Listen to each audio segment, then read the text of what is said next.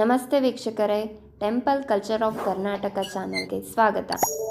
ಇಂದು ನಾವು ಚಂಪಕಧಾಮಸ್ವಾಮಿ ದೇವಾಲಯದ ಇತಿಹಾಸದ ಬಗ್ಗೆ ತಿಳಿಯೋಣ. ದೇವಸ್ಥಾನ ಇದು ಇವಾಗಂದಲ್ಲ, ಎಷ್ಟು ವರ್ಷದ್ದು? 1000 ವರ್ಷದಿಂದ ಚೋಳರ ಕಾಲದ ದೇವಸ್ಥಾನ. ಚೋಳರ ಕಾಲದ. ಇಲ್ಲಿಂದ ಬೆಟ್ಟ ಹತ್ತಿ ಇಳಿದು ಹೋದ್ರೆ 1 ಕಿಲೋಮೀಟರ್ ದೂರ ಹೋದ್ರೆ ಸುವರ್ಣಮುಖಿ ಕ್ಷೇತ್ರ.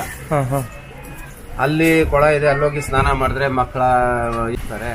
ಕೊಂಬಲ್ಲಿ ಇಷ್ಟು ವಾರ ಬಂದು ನಡ್ಕೊಳ್ತೀನಿ ಪೌರ್ಣಮಿ ಅಮಾವಾಸ್ಯೆಯಲ್ಲಿ ಅಂತ ಒಂದು ಸಂಕಲ್ಪ ಮಾಡ್ಕೊಂಡು ಬಂದಿರ್ತಾರೆ. ಪೌರ್ಣಮಿ ಅಮಾವಾಸ್ಯೆಯಲ್ಲಿ ಬರ್ತಾರೆ ಇದೆಲ್ಲ. ಅಲ್ಲೋಗಿ ಯಾವುದೇ ಒಂದು ಗಿಡಕ್ಕೆ ಆ ಯಪ್ಪನ ಹೆಸರು ಹೇಳಿ ಅಲ್ಲಿ ಕಟ್ಬಿಟ್ಟು ಅಲ್ಲಿ ಸ್ನಾನ ಮಾಡ್ಕೊಂಡ್ಬಂದು ಅಲ್ಲಿ ಗಂಗೆಗೆ ಒಂದು ಕಾಯಿ, ಆಂಜನೇಯನಿಗೆ ಒಂದು ಕಾಯಿ ಹೊಡೆದ್ಬಿಟ್ಟು ಮತ್ತೆ ಇಲ್ಲಿ ಬಂದು ಪೂಜೆ ಸಂಬಂಧ ತಗೊಂಡೋಗಿ ಆ ಯಪ್ಪನ ಕೊಟ್ಟು ಸಂಕಲ್ಪ ಮಾಡ್ಕೊಂಡು ಹೋಗ್ಬಿಡ್ತಾರೆ. ಒಂದು 3 ವಾರ ಬಂದು ಪೂಜೆ ಮಾಡಿಸ್ಕೊಂಡು ಹೋದ್ಮೇಲೆ ಅವ್ರ ಕೆಲಸ ಶಾಶ್ವತವಾಗಿ ಆಗುತ್ತೆ. ಸರಿ, ಥ್ಯಾಂಕ್ ಯು.